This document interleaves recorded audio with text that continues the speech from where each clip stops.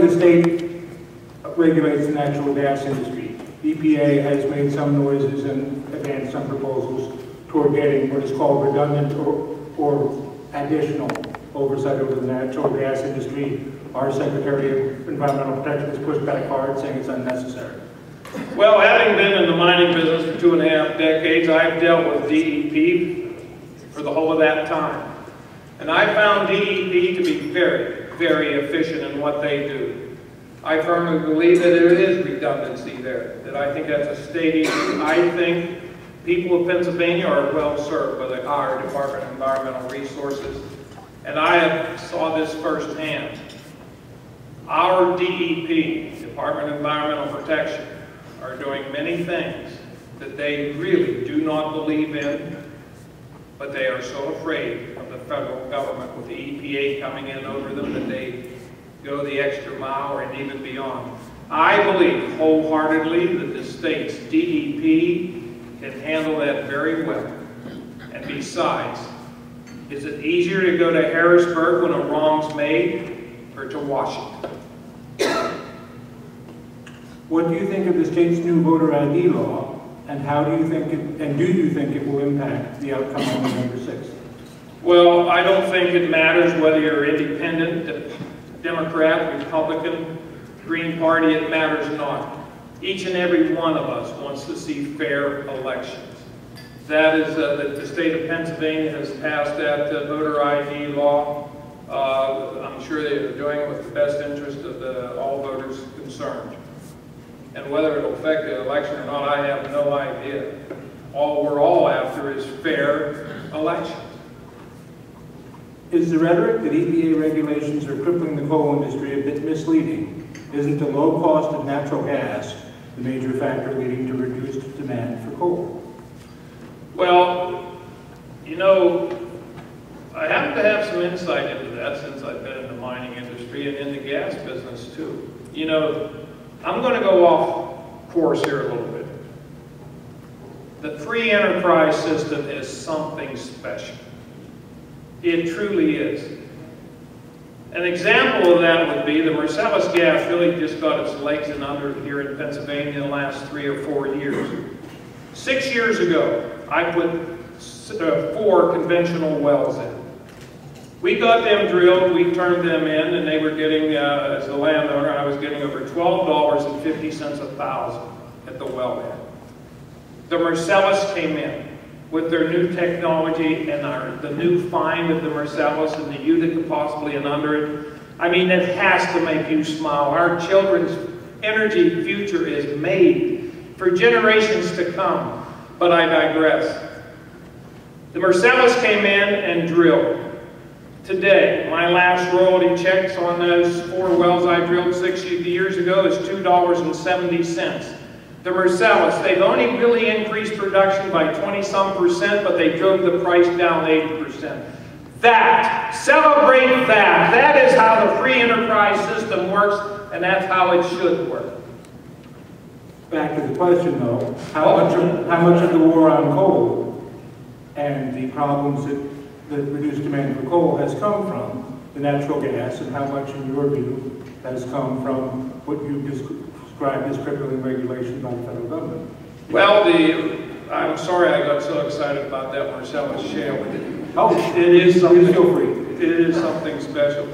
No, the coal industry has been battling these requirements and regulations for 20 years. Marcellus just got here. And I happened to be in the Coal Association for many, many years. In fact, I was chairman of the board 1 year of the Pennsylvania Coal Association. Now, don't take too much by that. I missed the meeting, and that's how I got to be chairman. And after that, I never missed another meeting. But no, even the coal industry as a whole, they get it. The people of Pennsylvania and across this country deserve the most reliable source of energy available. If that's coal and gas combined, fine. If that's coal, gas, nuclear, fine. Let the free enterprise system do that. And I wasn't asked, but I'll say it anyhow. Renewables, great. Solar, wind, bio, great. All of the above. The only thing with that, though, is let the free enterprise system develop it. The government should not be picking winners and losers. But do not cry for the coal industry. Once this economy gets going again, exports will come back also when this worldwide economy picks up. Do they make it more expensive for us to produce and sell coal overseas or here just domestically? Absolutely.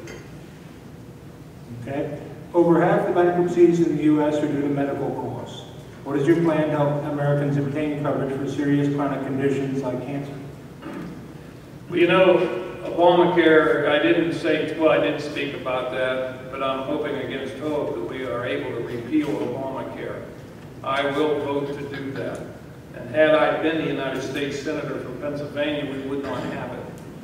I was covering 500 people when I had my businesses in 2010, and I could only get quotes from 4, maybe 5 companies.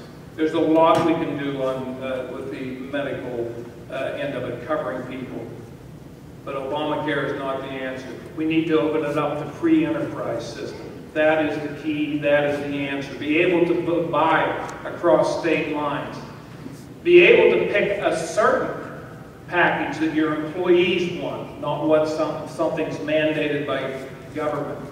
And I am a big believer also, having paid for a lot of insurance premiums in my lifetime, that tort reform needs to also be addressed, because that is also driving up the cost of insurances for hospitalization for all of us. And one last thing on the Obamacare thing. I know where I come from, Western Pennsylvania in Armstrong County. By the way, does everybody in here know where Armstrong County is? Is there anybody who doesn't know where Armstrong County is? Okay, it's just south of Clarion, just so we know. Are you sure people know where Clarion is? Well, I would assume. But no, we've got to be very, very leery of this Obamacare, because you talk to any small municipal local hospital, like our Indiana hospital, our Armstrong County Municipal Hospital, those people are going to have a huge, huge problem if Obamacare is not overturned. In fact, I wouldn't be a bit surprised that 90% of the people that live in Armstrong County, if Obamacare is not put back, that they will be going to Pittsburgh for their hospital care.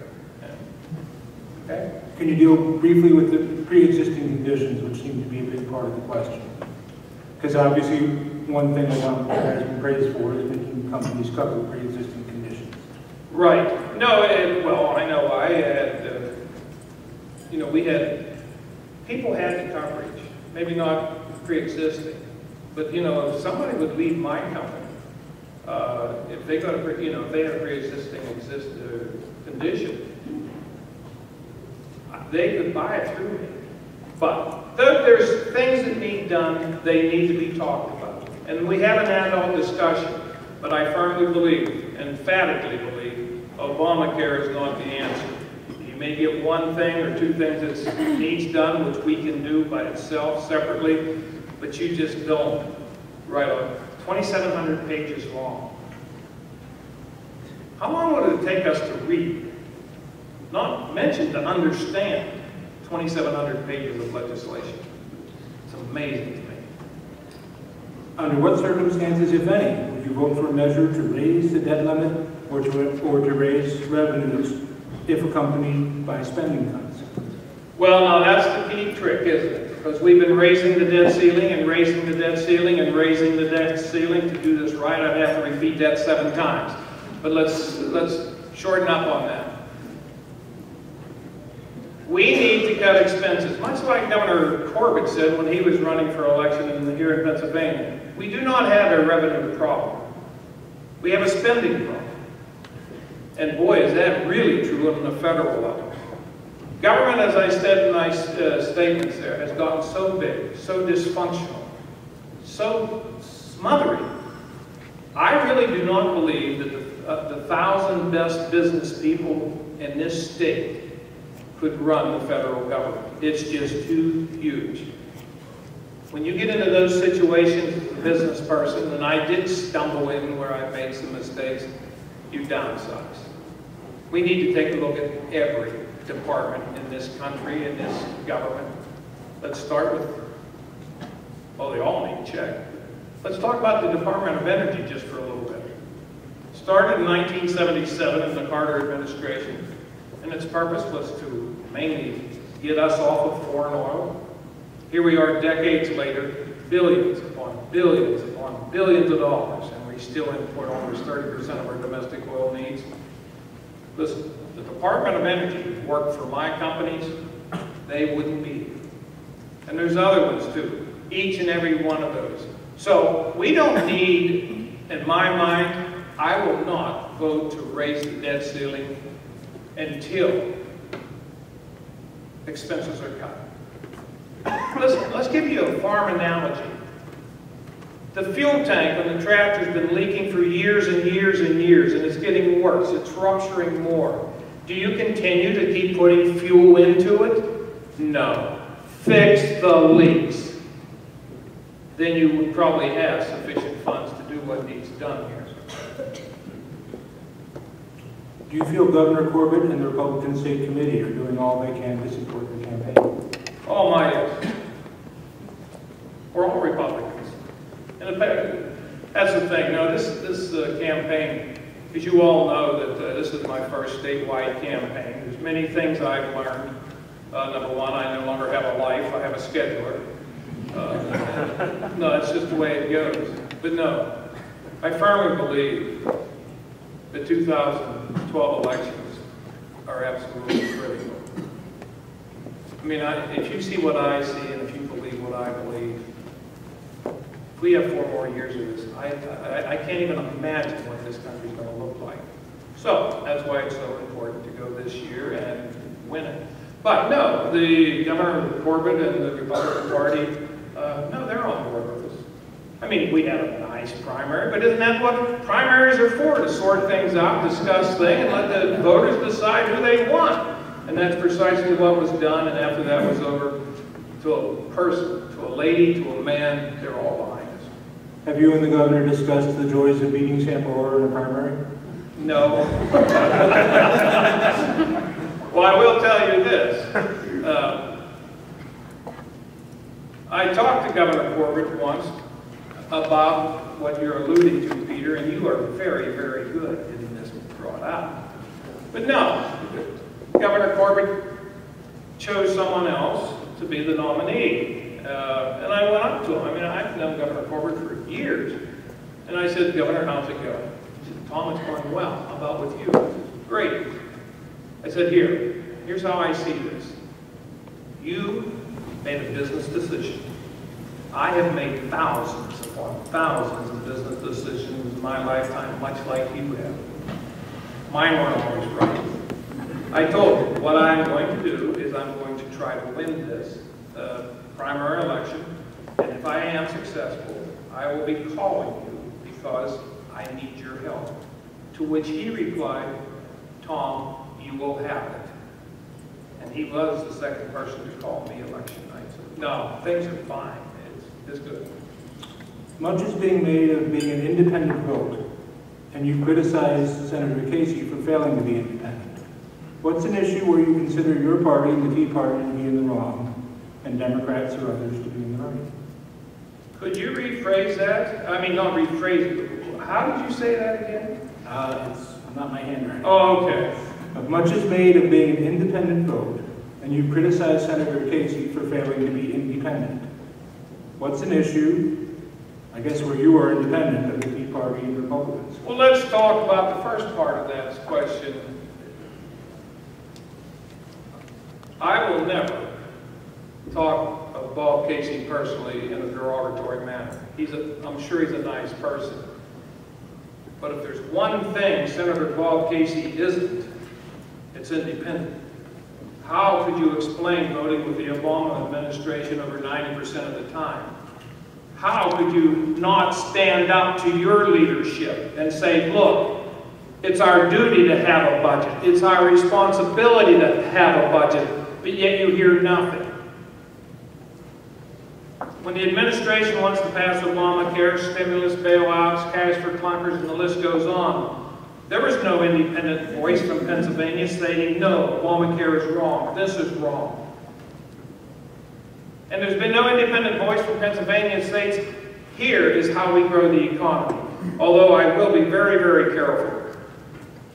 We need to grow this economy. I don't think anybody in this room disagrees with that statement. But perhaps where we're making our mistake is that we are asking President Obama and Senator Bob Casey to do something they have no knowledge of. They've never been in business. They've never ran businesses. They don't have that knowledge. I mean, it would be like your wife wrecks the car. Are you going to take it to the beauty salon to get it fixed? No. We need some business people in there. But I guess to whomever, with all due respect, wrote that Senator Bob Casey is an independent thinker? No. His record shows that he's a follower.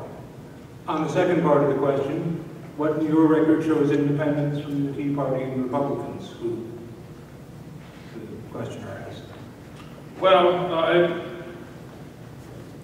the Tea Party people are like a lot of people. You know, maybe we ought to take a look. Wonder what the average age of the average Tea Party person is, or the 912, or whatever other group. You'll find they're well over 50.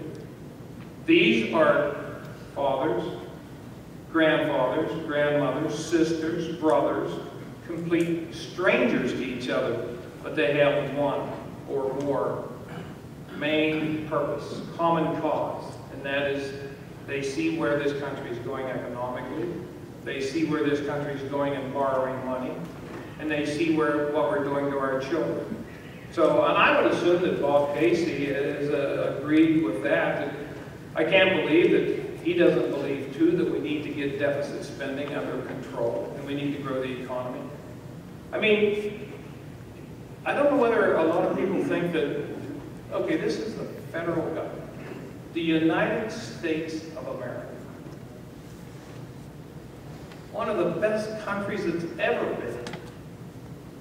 It's too big to fail. When you have debt rising at over $17 million every 5 minutes without the interest, there comes a day of reckoning. And we're fast coming to that. Why else would we be downgraded on our loaning?